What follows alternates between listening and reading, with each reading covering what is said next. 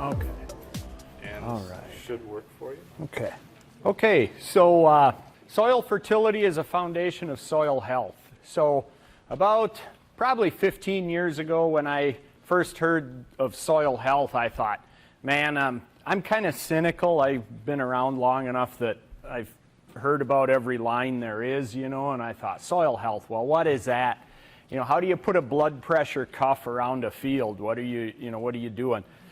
And then the more I thought about it, I'm like, okay, this is starting to make sense. You know, what is soil health? Well, we all know what a healthy soil is. You know, it's crumbly, it's holds water, it holds nutrients. We get good plant growth out of that soil. And we don't have to do a lot to it. We don't have to add a lot of stuff to get it to grow. So when I'm speaking to row crop farmers, I say, you know, the place to start with soil health is to reduce or stop erosion. Because if we have erosion, we don't have a healthy soil. We're not absorbing water. The water's running off. Our topsoil is getting thinner instead of thicker, and you know, that type of stuff. Speaking to grazers about your pastures, now your row crop acres, hopefully you're taking good care of those too and you don't have erosion on that. But on your pasture acres, you've got, you know, permanent living roots in the ground. You've got, you know, cover over the soil, whether it's green growing plants or residue from the previous plants. You know, you've got roots growing and dying in the soil, all that dynamic stuff. So what do we have to think about after that, you know? So we look at, you know, soil health, human health, you know, is similar. So we need to have good nutrients in our soils. We need to have good nutrients in us, you know. So we can do a lot of things for our soils. We can do, you know, keep the permanent cover on there. We can, you know, avoid erosion, have living roots, everything like that. But if we're not feeding that soil correctly, if we don't have enough nutrients in the soil, then it's not healthy. So it's like this guy here. If you've got permanent cover on your soil and everything, you know, you're moving livestock through there, doing a good job of distributing manure, but you don't have nutrient levels, you're not going to be healthy. It's like this guy here. You know, if he runs 10 miles every day, can he eat Twinkies for every meal? You know, probably not going to be healthy. So that's what we've got to look at. And by the way, I think Twinkies are actually made, do they still make them? Yeah. They do, okay. I think it's a recycling effort for old cars.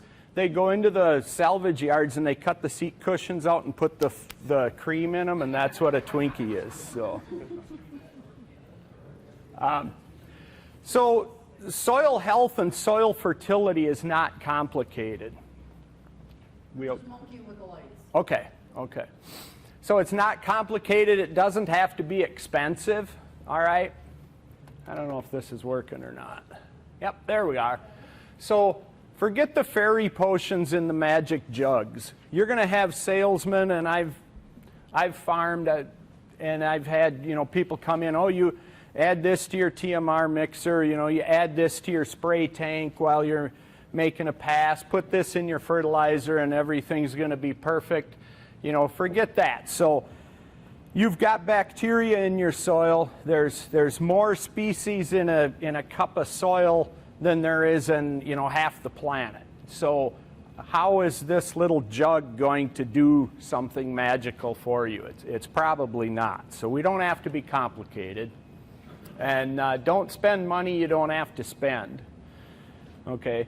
Let the salesman worry about how he's going to pay his mortgage. You just worry about how you're going to pay yours. On the other hand, you're going to lose about 15% of the phosphorus and potassium on your farm as you export milk, meat, and wool. Okay? That's just incorporated into the bodies of the animals, and yes, they're defecating on your pastures, and you're doing a good job of, you know, spreading manure that's accumulated on any feedlots and in milking barns and that sort of stuff, but you will still lose some of that. Okay? The micronutrients should be supplied by the manure, as it's being applied back on the land. The organic matter breakdown will provide micronutrients. Manure will provide sulfur.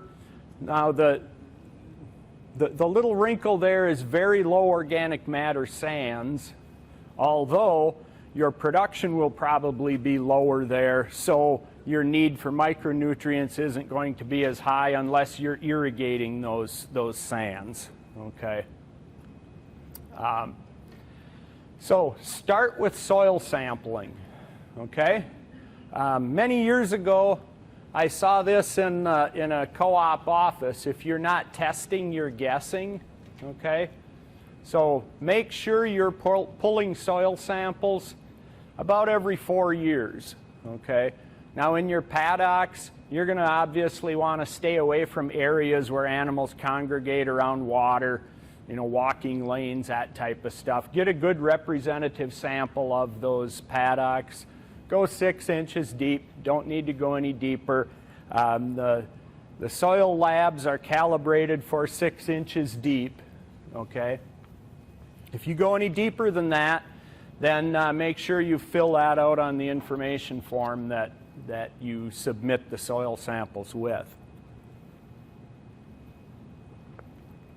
And use a state-certified lab. I'm not saying that because I got the little red W here, okay? The reason for that is that the labs in Wisconsin are calibrated to Wisconsin soils and conditions. So they test the soil, say from a seat and silt loam. They go out and they find some seat and silt loam out there in the countryside somewhere, put in test plots of corn, soybeans, alfalfa, grass, whatever, and they start adding nutrients to those to see how they respond. So at a given soil test level, it's all a percentage of response or a likelihood of response to a certain amount of added nutrients. That's how you get your nutrient recommendations on your soil test reports. If you take a soil sample and send it to a lab in North Dakota, it's going to come back with a different set of recommendations. It's accurate for what they tested. They're just not calibrated to Wisconsin, okay? So that's why it's important to use a state-certified lab. And the testing reagents, the little chemicals that they add to your soil in the laboratory, are standardized. So if you send a soil sample to the UW lab or Rock River lab, they're using the same testing agents, so they'll get similar results. There will be some differences, but just standard lab error. But everything's standardized, and there again, it's calibrated to Wisconsin conditions. So a Western soil testing lab will use different reagents because they tend to have high pH soils, and then they'll have to use a different reaction agent to test those soils. So you're going to get some different results from those labs. And you can't be a good soil nerd without having one of these in your presentation. So I had to put that in. But soil pH is critical, even in pastures, because your nutrients become tied up or more available as your pH changes. So you're going to want to stay in this 6 to 7.5 range right here. If you've got legumes in your pasture, which you should, you're going to want to be above 6. Okay, so soil pH is the foundation of your fertility management.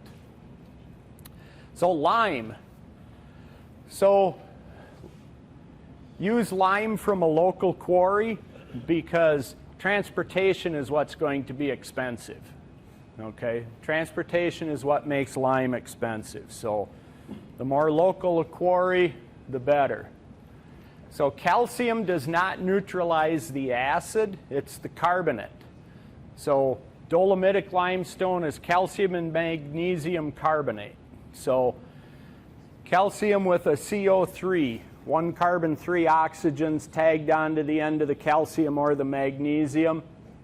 The calcium or magnesium pushes the hydrogen ion off of the soil's cation exchange capacity. The hydrogen is what makes soils acid here in the Midwest.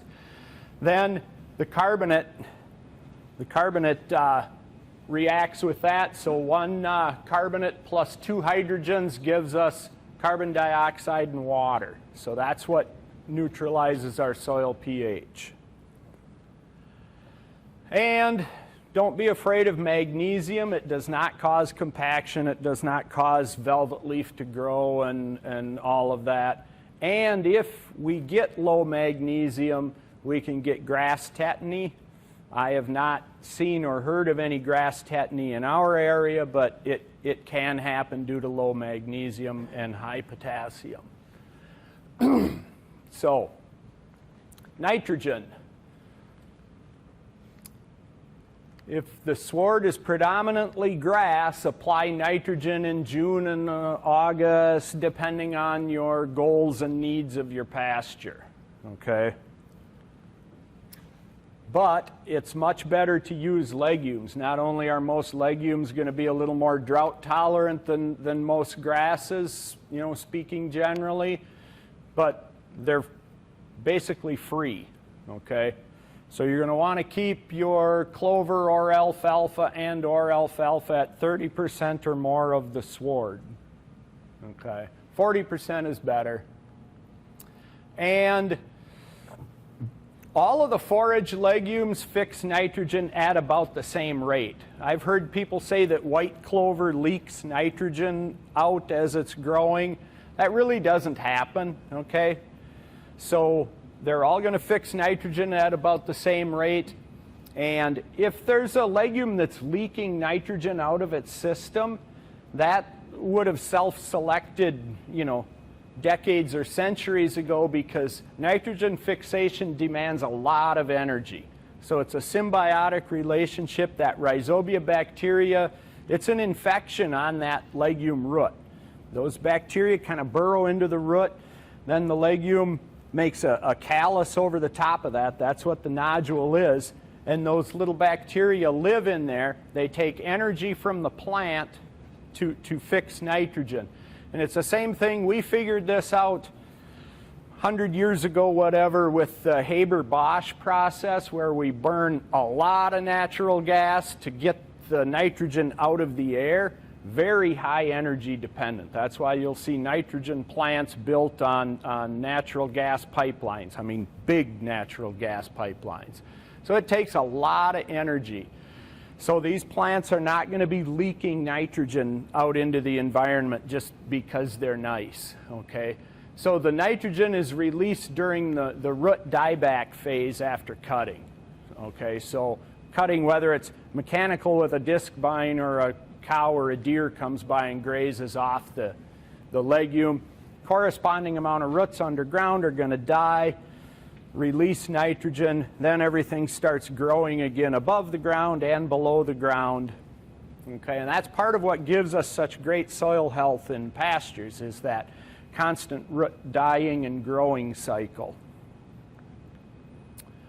So here's another chart you got to have if you're a good soil nerd. Here's the nitrogen cycle and how everything works together and in there. And the plants really don't care what form of nitrogen they get. Okay, they're going to grow just as well if we put on urea or ammonium sulfate or if it's manure or legumes. Okay, because as it goes through that cycle, every form of nitrogen is going through that same cycle. It might start at a different place in that cycle, but it's all going to go through that cycle. Any questions? Okay, so the question was, because it takes so much energy to produce nitrogen, are we getting less growth? Yes. So part of it is that's why alfalfa is, about knee high, But if we look at what we get from legumes, it's higher protein, I mean, it's... Yeah.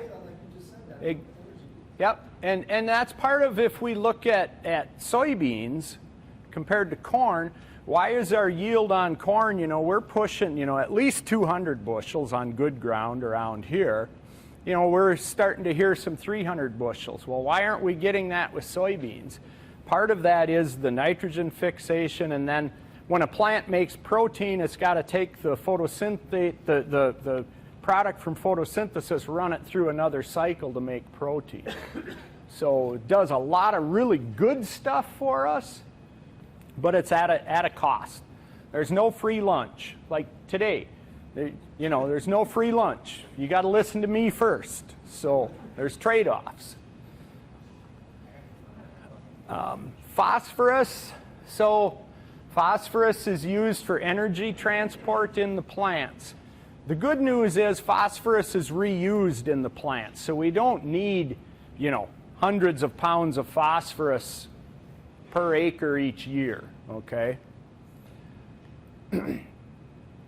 Now, if you're low in phosphorus, your plants will not respond to nitrogen. And that's been demonstrated in various crops around the state, particularly in corn, okay? So it's another reason to soil test. And, of course, phosphorus availability is affected by pH. If we get some of these low, 4.5 pH soils, you're definitely tying up some phosphorus. Also, if you get, 8 or so, which we don't generally get around here, but definitely in the western states, out in the Dakotas, we can get some 8s and that type of stuff, and we can get some phosphorus tie-up. So phosphorus needs a little help getting into the plant, active transport, and that symbiotic relationship with the mycorrhiza. I have a hard time saying that. Mycorrhiza fungi, which good news is in your grass pastures you've got a lot of that, so we generally we're not concerned about that. Now on the other hand, phosphorus can pollute surface water, okay? And generally, we think of particulate runoff, so soil erosion, physically eroding particles. On very high phosphorus soils, we can get clear water runoff that contains phosphorus in solution. So if you think about your pastures, where is that? Around your waterers, under the shade trees, that type of stuff, where they're congregating and a lot of manure is accumulating.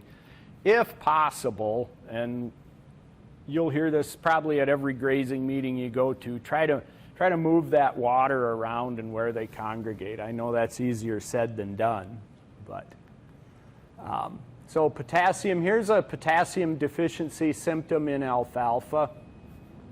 So you'll generally have yellowing from the outside of the leaf in. Nitrogen will be the inside of the leaf out. You'll see that in corn and grasses. So potassium is used for water balance in plants, kind of like an electrolyte in our bodies, okay? And roughly speaking, it's an antifreeze in plants, especially legumes, perennial legumes. So you'll see less winter kill in a field that has a higher soil test potassium level than you will in a field that has a lower potassium soil test, given everything else is equal. Variety, age of stand, management. So potassium moves to the plant roots by mass flow.